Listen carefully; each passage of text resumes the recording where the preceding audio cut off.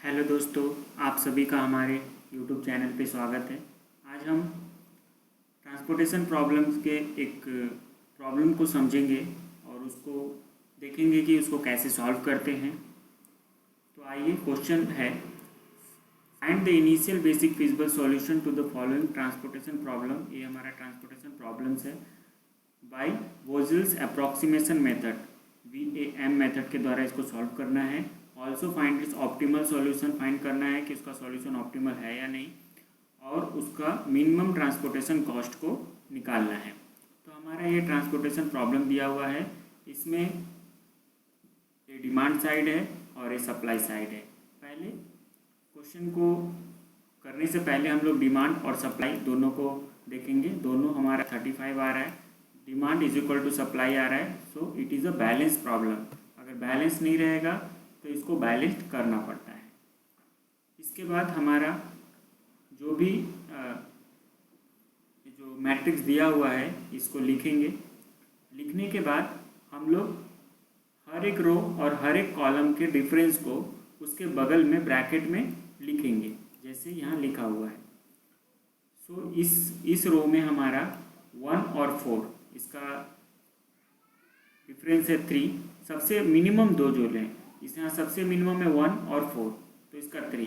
इस रो में सबसे मिनिमम है 2 एंड 7, इसका डिफरेंस 5। इसमें सबसे मिनिमम है 2 एंड 3, इसका डिफरेंस 1। वैसे कॉलम वाइज देखेंगे, इस कॉलम में है 4 एंड 6, इसका 2 आएगा। इसमें है 4 एंड 3, इसमें 1 आएगा। इसमें 1 एंड 2, इसमें 1 आएगा। इसमें 5 एंड 2 डिफरेंस करेंगे तो 3 आएगा। सो ये निकालने के बाद हम लोग देखेंगे कि ये जो हम लोग डिफरेंस निकाले हैं, सबसे बड़ा डिफरेंस कौन सा है। सो यहाँ पे सबसे बड़ा डिफरेंस है 5। सो 5 को चूज़ करेंगे। 5 रो में है तो इस रो को पूरा देखेंगे। इस रो में सबसे मिनिमम कॉस्ट कौन सा है, तो सबसे मिनिमम कॉस्ट यहाँ 2 आ रहा है। सेल, सबसे मिनिमम सेल जिसमें सबसे कम है वो 2 है, तो 2 में हम लोग अलॉट करेंगे। यहाँ डिमांड साइड में है 15 और सप्लाई साइड में 16, तो 15 हम लोग यहाँ से मिनिमम, जो डिमांड और सप्लाई में से जो मिनिमम होगा वहाँ ये 2 वाले सेल में यहाँ लेफ्ट कॉर्नर में एक स्क्वायर बना के वहाँ पे हम लोग लिखेंगे। और फिर नेक्स्ट वाला जो हम लोग मैट्रिक्स बनाएंगे, सो 15 यहाँ से काट देंगे, या नहीं भी काट सकते हैं, लेकिन ये पूरा जो, तो हमारा 15 काटने के बाद हमारा ये कॉलम पूरा एग्जॉस्ट हो गया। तो इस कॉलम को अब ऐसे स्ट्राइक कर देंगे। स्ट्राइक करने के बाद इस कॉलम को नेक्स्ट जो मैट्रिक्स रहेगा उसमें नहीं लिखेंगे, उसके अलावा बाकी सबको लिखेंगे। और जो सप्लाई साइड, डिमांड साइड में पूरा 15 एग्जॉस्ट हो गया उस कॉलम का, लेकिन सप्लाई साइड से 16 में से 15 माइनस करके इसको 1 लिखते हैं। उसके बाद सेम चीज़ जो भी बचा हुआ है उसको लिखेंगे। उसके बाद फिर से वही रिपीट करेंगे। Column row wise and column wise सबसे मिनिमम 2 है उसको माइनस करेंगे। माइनस करने के बाद उन मिनिमम में से जो मैक्सिमम है उसको सेलेक्ट करेंगे। यहाँ पे मैक्सिमम 3 आ रहा है। इस 3 में से 3 हमारा कॉलम है, तो उस कॉलम को देखेंगे कि उसमें मिनिमम कौन सा है। तो 2, 7 और 5, यहाँ पे 2 मिनिमम आ रहा है, 2 यहाँ पे मिनिमम आ रहा है। तो इस 2 पे क्या आ सकता है, या तो 4 आ सकता है या तो 5 आ सकता है। तो ये जो 4 मिनिमम है इन दोनों में से, तो इस 4 को यहाँ अलॉट करेंगे लेफ्ट कॉर्नर में। और सिंस हमारा कॉलम एग्जॉस्ट हो गया तो इस कॉलम को स्ट्राइक कर देंगे और इस 5 में से 4 को माइनस करके 1 नेक्स्ट में लिखेंगे। उसके बाद यहाँ पे 2 कॉलम, एक कॉलम चला गया तो 2 कॉलम बचा, उन दोनों को लिखेंगे। उसके बाद बचे हुए सप्लाई और डिमांड को लिखेंगे।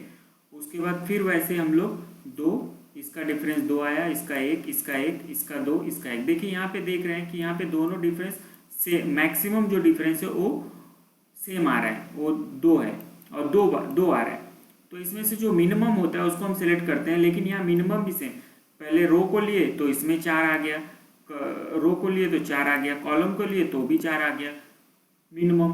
तो इन दोनों में से जो मिनिमम होता है उसको लेते हैं, लेकिन दोनों सेम है तो अल्टरनेटली किसी को भी ले सकते हैं। तो हम लोग इसको सेलेक्ट किए यहाँ पे, और ये 4 को रो वाइज सेलेक्ट किए। इस 4 पे या तो 10 आ सकता है या तो 14 आ सकता है। तो 10 मिनिमम है तो 10 यहाँ पुट करेंगे, और सिंस कॉलम एग्जॉस्ट हो गया तो इसको स्ट्राइक कर देंगे। और नेक्स्ट रो में नेक्स्ट मैट्रिक्स मैट्रिक्स लिखेंगे। इसमें 6, 8 एंड 4 आया, और इसमें जो भी बचा हुआ है, सिंस एक कॉलम या एक रो आ जाने से जो भी बचा रहता है उसको उस रेशियो में पुट कर देते हैं। यहाँ 4, यहाँ 1, यहाँ 1, तो 6 हो गया, यहाँ भी 6 हो गया। अब जो भी जहाँ जहाँ हम लोग अलॉट किए हैं उसको मार्क करके जो इनिशियल टेबल हमारा है, जो मैट्रिक्स दिया हुआ था, इसमें उसके लेफ्ट कॉर्नर पे हम लोग लिख देंगे।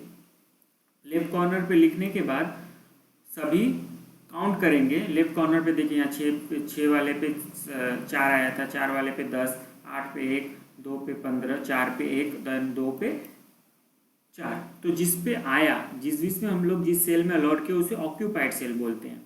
तो हम लोग देखेंगे कि अब ये हमारा इनिशियल बेसिक फिजिबल सॉल्यूशन आ गया, ये हमारा ऑप्टिमल है या नहीं है। उसके लिए हम लोग को मोदी टेस्ट करना पड़ेगा, और मोदी टेस्ट करने से पहले हम लोग को ये देखना पड़ेगा कि हमारा सॉल्यूशन डिजेनरेट है या नॉन डिजेनरेट है। तो इसके लिए हम लोग देखेंगे कि number of rows and number of columns -1 is equal to total number of allocation आ रहा है या नहीं।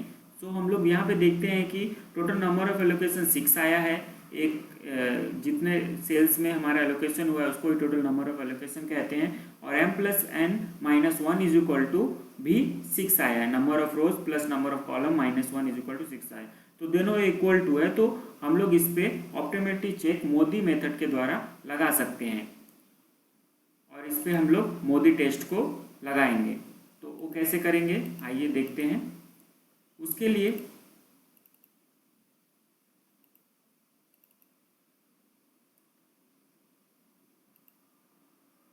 लिए ना हम लोग पहले Cij is equal to UI plus Vi for occupied cell के लिए कैलकुलेट करेंगे। सो पहला हमारा था C11, उसका वैल्यू 6 था, उसमें U1 V1 लिए। सो जो भी यहाँ पे हमारा मैट्रिक्स था, हर एक सेल को, हर एक रो को U1, U2, U3 इसका नाम देंगे, और हर एक कॉलम को V1, V2 एंड V3 ऐसे करके नाम देंगे। यहाँ V4 था, V4 तक आएगा, और 3 रो था तो 3 यूज तक आएगा। और जिस में ऑक्यूपाइड हुआ है उन सेल को लेंगे, हर एक सेल के वैल्यू को लिखेंगे, और वो क्या पोजीशन है उसका, उसको फर्स्ट वाला को U1 में, सेकंड वाला को V1 में लिखेंगे। ऐसे लिखने के बाद इसको सॉल्व करना है। तो इसको सॉल्व करने के लिए हम लोग देखेंगे कि किसी एक को भी हम लोग 0 ले लेंगे तो ऑटोमेटिक सॉल्व हो जाएगा। तो V1 हम यहाँ पे 0 ले रहे हैं, तो V1 0 लेने से हमारा U1 6 हो जाएगा, V2 -2 हो जाएगा। इसमें पुट करेंगे V1 का वैल्यू 0 पुट करेंगे तो U1 6, U2 8, U3 4 आ जाता है, और V2 यहाँ से निकालेंगे तो -2 आएगा, V3 -6, V4 -। इसके बाद हम लोग नेट इवैल्यूएशन को फाइंड करेंगे। नेट इवैल्यूएशन का फॉर्मूला होता है Wij is equal to UI plus Vj minus Cij। ये नॉन एम्प्टी सेल के निकालते हैं कि जिस सेल में ऑक्यूपाइड हुआ था, हमारा एलोकेशन हुआ था, उसको छोड़ देंगे।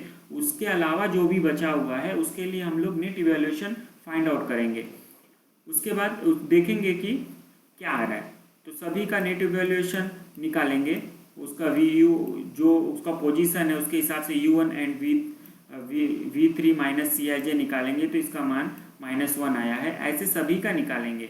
सिंस ये सभी माइनस आया है तो यहाँ पे हम लोग देख रहे हैं सभी का मान निगेटिव आया है।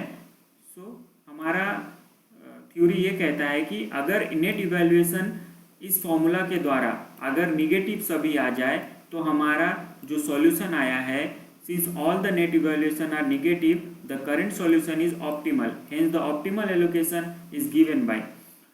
सो ये निगेटिव आ गया तो हमारा ये सॉल्यूशन ऑप्टिमल हो गया। सपोज इसमें से एक भी पॉजिटिव आ जाता तो हमारा सॉल्यूशन ऑप्टिमल नहीं रहता।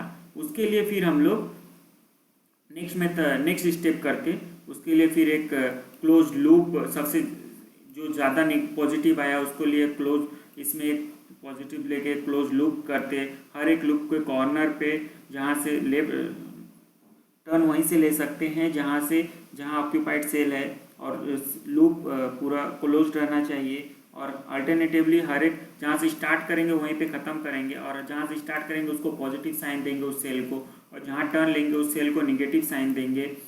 उसके बाद जो भी उस लूप में देखेंगे कि सबसे कम कौन सा है, उस सब वैल्यू, उस वैल्यू को हर एक पॉजिटिव साइन पर पॉजिटिव उसको उस वैल्यू को ऐड करेंगे और हर एक निगेटिव पे उस वैल्यू को माइनस करेंगे। तो फिर से एक एलोकेशन बनता है, मैट्रिक्स बनता है। उस मैट्रिक्स को फिर से लिखेंगे, लिखने के बाद फिर से हम लोग वही रिपीटेशन करेंगे। C I J is equal to U one plus U I plus V J को कैलकुलेट करेंगे। इसके बाद फिर उस नया मैट्रिक्स के लिए नेट इवैल्यूएशन कैलकुलेट करेंगे। उसमें अगर फिर से अगर सब निगेटिव आ गया तो हमारा वही सॉल्यूशन ऑप्टिमल हो जाएगा। अगर नहीं आया, फिर से पॉजिटिव आया, तो फिर एक स्टेप सेम जैसे रिपीट किए, फिर एक क्लोज लूप, फिर एक नेट इवैल्यूएशन निकालना पड़ेगा। तो ऐसे हम लोग करते हैं। तो यहाँ पे हमारा ये सॉल्यूशन जो आया है ये ऑप्टिमल है। और इसके लिए जो भी जिस पोजीशन पे हम लोग एलोकेशन किए थे उन सब पोजीशंस का वैल्यू लिख देंगे और मिनिमम कॉस्ट के लिए उस पोजीशंस को उसके जिस सेल में जो कॉस्ट पहले दिया हुआ था उससे मल्टीप्लाई करेंगे और मल्टीप्लाई करने के बाद हमारा सॉल्यूशन आया। यहाँ पे हमारा सॉल्यूशन 114 आ रहा है, 114। तो हम लोग ने देखा कि कैसे ट्रांसपोर्टेशन प्रॉब्लम्स को सॉल्व करते हैं बाय वोगल्स मेथड, और कैसे हम मोदी टेस्ट का यूज़ करते हैं और मोदी टेस्ट कब लगाते हैं। और अगर कोई नेट इवैल्यूएशन में अगर निगेटिव नहीं आया इस फॉर्मूला के द्वारा, तो हम लोग अगर पॉजिटिव आता है तो फिर उसको हम लोग एक सर्कल क्लोज लूप लेके कैसे सॉल्व करते हैं। सो आज के लिए इतना ही। Thank you.